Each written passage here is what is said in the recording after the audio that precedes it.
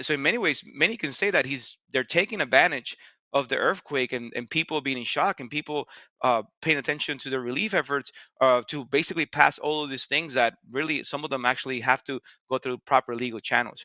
But yeah, he's been really busy. We said last time they moved the Colombian embassy to Jerusalem in occupied Palestine in Israel.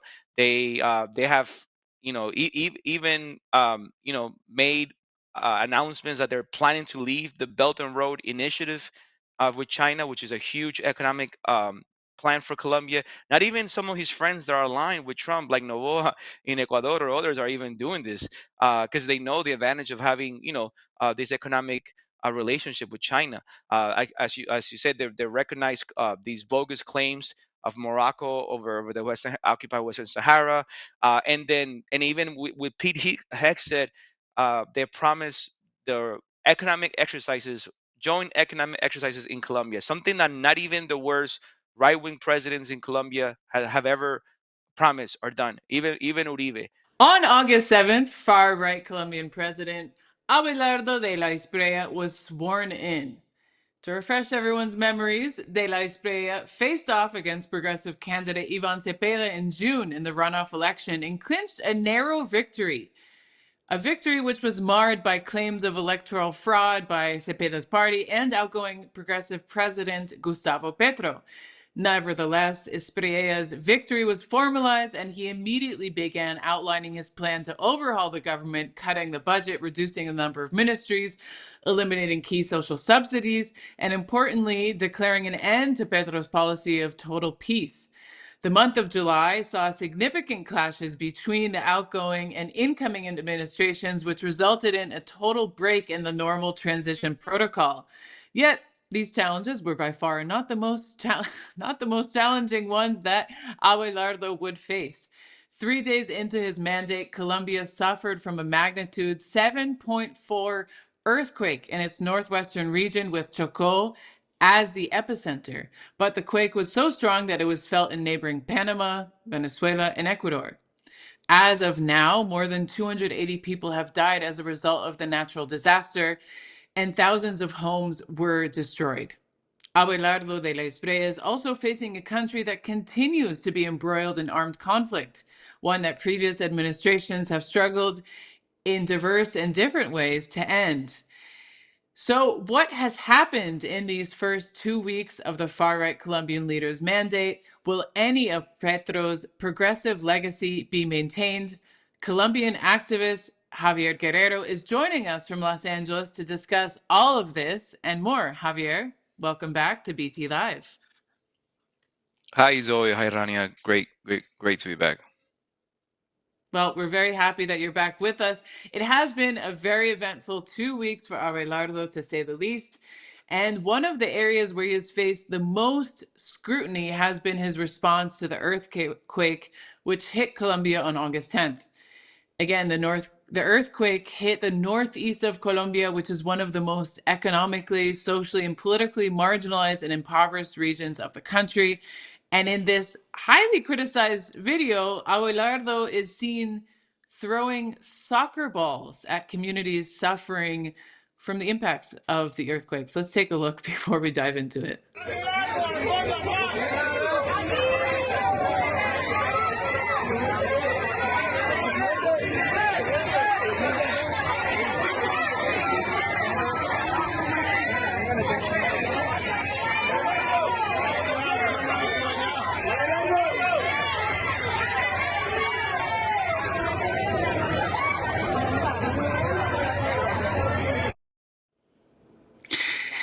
Truly despicable. It recalls images of Trump throwing paper towels at the victims of the Hurricane Maria in Puerto Rico.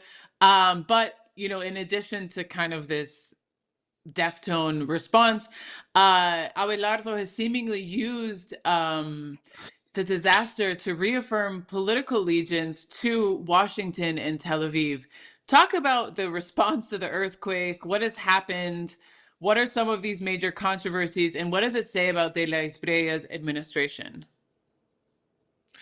Yeah, yeah. So I agree. I think that that comparison to Trump throwing paper towels to Puerto Rican victims of the hurricanes is right on key here. It's extremely deftone, and it really summarizes just a glimpse of how criminal, how neglectful the response have been by Abelardo.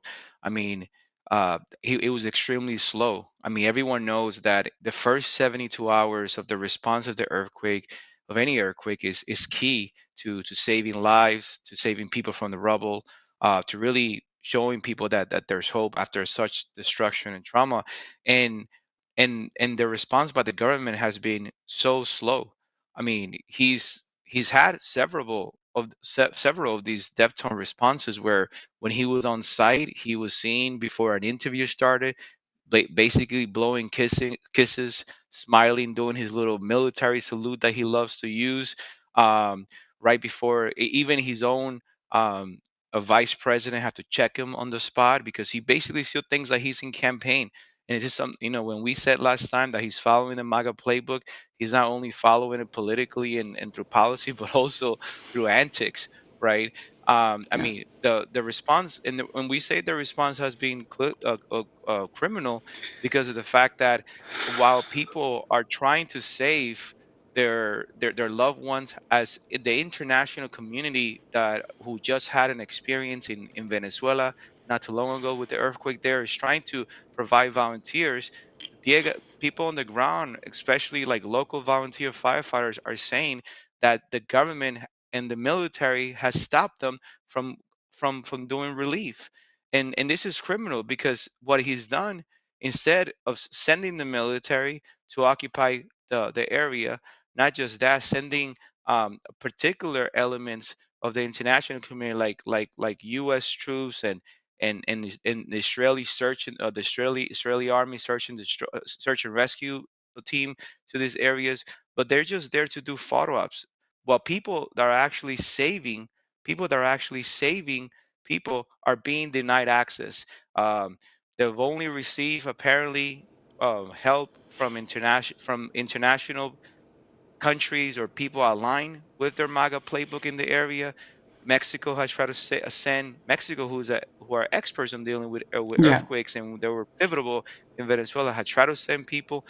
Brazil, different Canada even, and they have all been rejected because apparently they don't have the permits that they're looking for, and the people that have the permits are the United States, Israel, and El Salvador. So obviously, all aligned with the MAGA playbook in the area and members of the Shield of the Americas.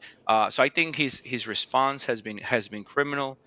Like I said, he's deaf tone.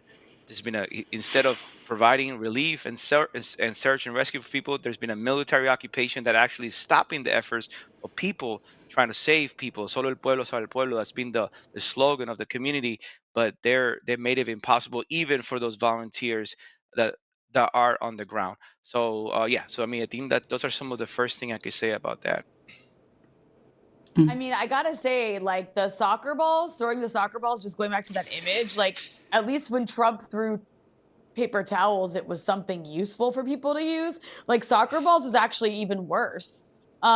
If you thought you could get lower than Trump. But Javier, as Colombia has faced this devastating earthquake, Abelardo de la Espriella, sorry. I'm okay with butchering his name. He deserves it. But he's made Yeah. sure to announce he's made sure to announce key foreign policy changes, breaking from Gustavo Petro's strong stance on the international stage in defense of Palestine and in unity with Latin America. In fact, De La Espriella has declared that one of Colombia's most important relationships is with Israel. And he has just vowed to restart coal sales to Israel, which Petro has suspended. He's recognized Israeli sovereignty over the occupied Golan Heights, which belongs to Syria, and has also ended Colombia's recognition of Western Sahara. So, is this a result of Washington's pressure, or is Abelardo really just a fan of Israel and the US? And also, why does this matter? Yeah, I I think it's both, right? But definitely a result of all that. And I think this matters. I mean, because if he's being extremely slow, as we said, to the response when his people need him, when the people of the country need him to step up as president, and mobilize and be on the ground, he's been extremely slow. But when it comes to alluding to the policies of U.S. And Israeli interests in the region and aggression, they've been very fast, non-reluctant. They've been lightning speed to pass all of these things, mind you, as the earthquake is happening, because the earthquake happens literally on almost his first day in office. So in many ways, many can say that they're taking advantage of the earthquake, and people being in shock, and people paying attention to the relief efforts, to basically pass all of these things that really some of them actually have to go through proper legal channels. But yeah, he's been really busy. We said last time they moved the Colombian embassy to Jerusalem in occupied in occupied Palestine in Israel. They have even made announcements that they're planning to leave the Belt and Road Initiative with China, which is a huge economic plan for Colombia. Not even some of his friends that are aligned with Trump, like Novoa in Ecuador or others, are even doing this because they know the advantage of having this economic relationship with China. As you said, they recognize these bogus claims of Morocco over the occupied Western Sahara, and even with Pete Hegseth, they promised the economic exercises, joint economic exercises in Colombia, something that not even the worst right-wing presidents in Colombia have ever promised or done. Even Uribe, right? The basically the head honcho of right-wing conservatism in Colombia. So this is all at first. And then the Golan Heights, only two countries in the world have recognized this, and it's the United States and Colombia. So I think that, I mean, he's obviously, this is platitude to Trump. This is basically de la Espriella announcing. I mean, who by the way is a U.S. citizen. We have to Right. remember that there's two U.S. citizens that are presidents. The second U.S. citizen is the only U.S. citizen that's ever been president of another country, de la Espriella. Um, as well as actually Novoa. But anyways, No. um, and basically, yeah, he's recognizing the official colony of Colombia to the United States and Israel by doing all these things as more things are more urgently needed. And this is extremely important because the promise to leaving the Belt and Road Initiative is going to be a huge disaster of the economy of the country, right? The recognizing the Golan Heights is going to really hurt the relations with other Arab countries in the area of Colombia. And these joint military exercises that PHEX is announcing are basically a death sentence to activists and people in the social movements in Colombia in the area. There's already been even exercises that military bombings against so-called the ELN that already killed civilians as the earthquake is happen. So I think this is definitely something that we have to keep an eye on, but it's definitely all in line with the MAGA playbook, with De La Espriella basically moving the country in this direction. Well, Javier, I did want to touch on that point, which is that, again, it seems like everything is a priority except saving lives from this earthquake. And, just several days into Abelardo de la Esprilla's administration, he made good on his promise to, kind of end the state policy of promoting peace and began to launch military actions against armed groups in the country. And I would just clarify that, of course, under Petro, these military actions didn't stop, but the intention with which De La Espriella is launching these actions is not to, force groups to come to the negotiating table, but actually for full annihilation and eradication, which, as you mentioned, has been sort of the philosophy and the ideology of his forebears, Alvaro Uribe, um, and, unsurprisingly, already human rights organizations have reported that such military operations have already caused negative impact and, injuries to civilian populations in the areas that he is targeting, where armed groups operate. So, with this, as you mentioned before, there has also been the opening up of Colombia to U.S. military operations. So what are we looking at in terms of the next several years in Colombia? There was a very hopeful period during the administration of Juan Manuel Santos where we saw the signing of the Havana peace agreements and their ratification, the beginning of peace talks with the ELN. We saw setbacks during the administration of Ivan Duque where those peace talks with the ELN were essentially completely frozen. Petro, there were some slight advances, but again, not much really moved forward in terms of peace talks. What can we expect in terms of peace and the armed conflict in Colombia during this administration? Yeah, I mean, I think if it keeps heading in the direction that it's heading now, we can expect basically a complete, um, re like reset, a complete, basically, um, like going back to the deadly civil war.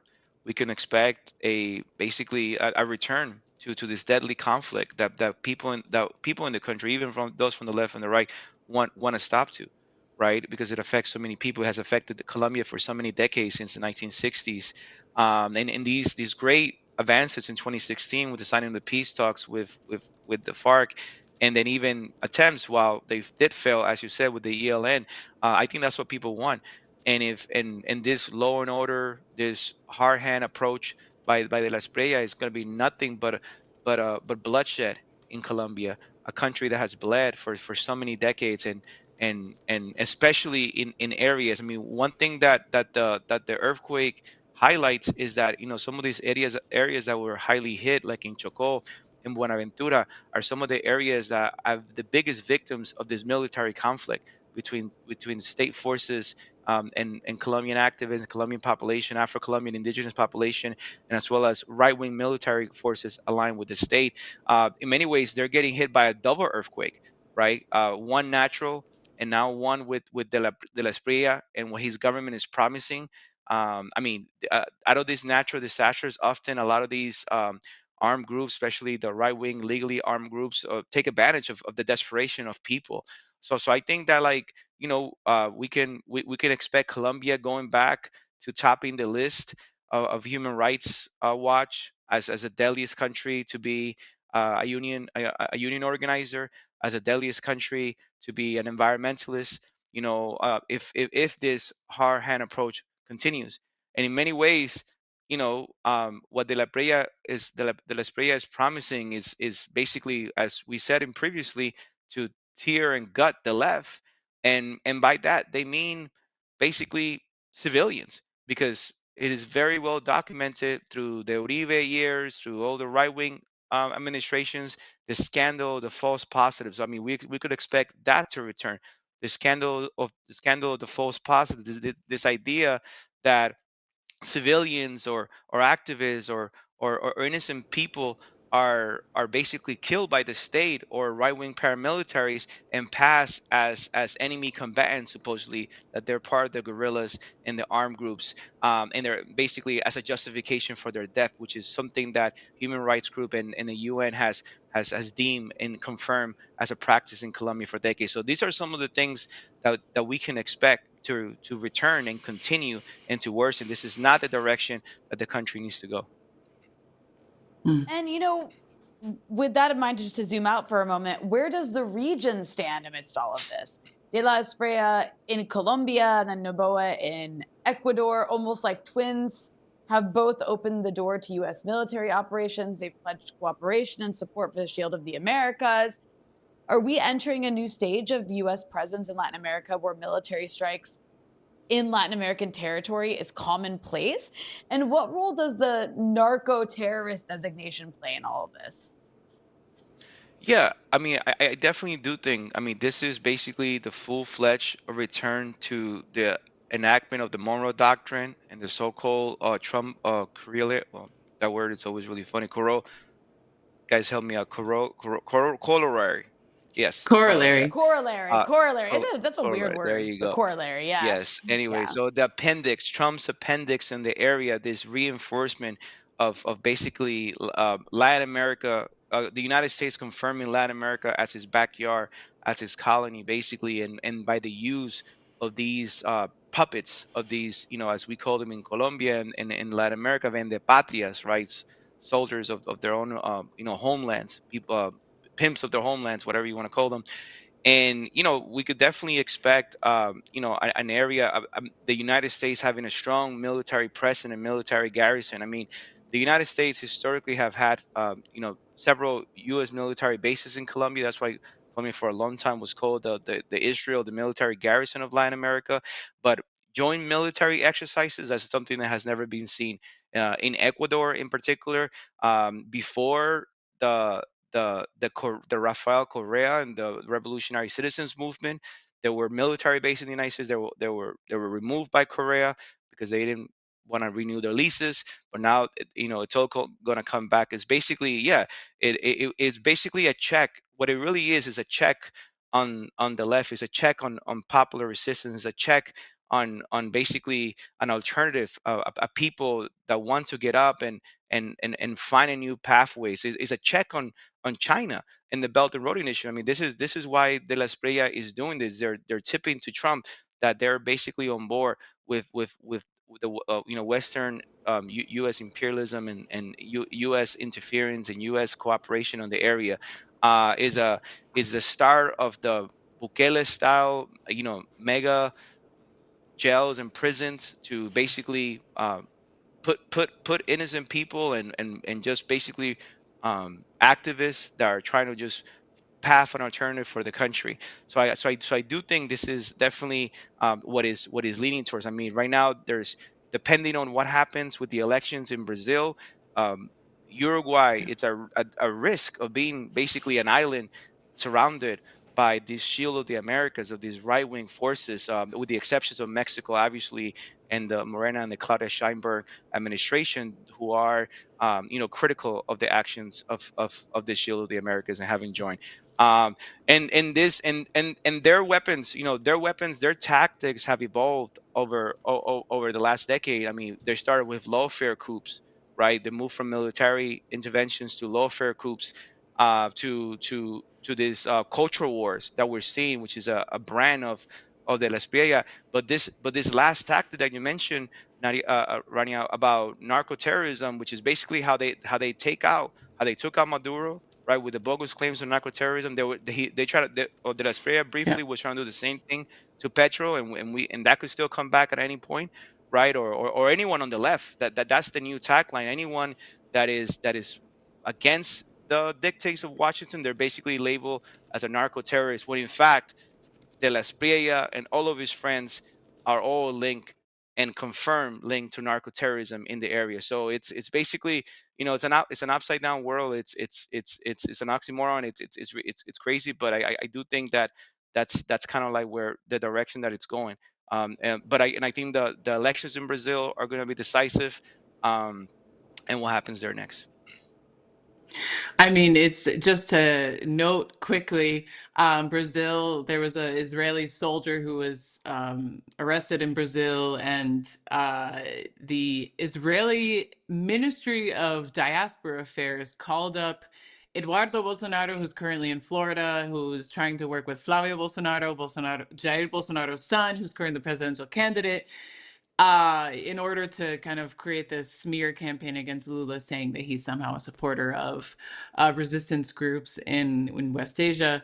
I mean, it's like they're really the onslaught is real, and we're going to be talking about the incursion of Israel in Latin America, its plans for the region a bit later. But Javier, thank you so much once again for joining us here at BT Live.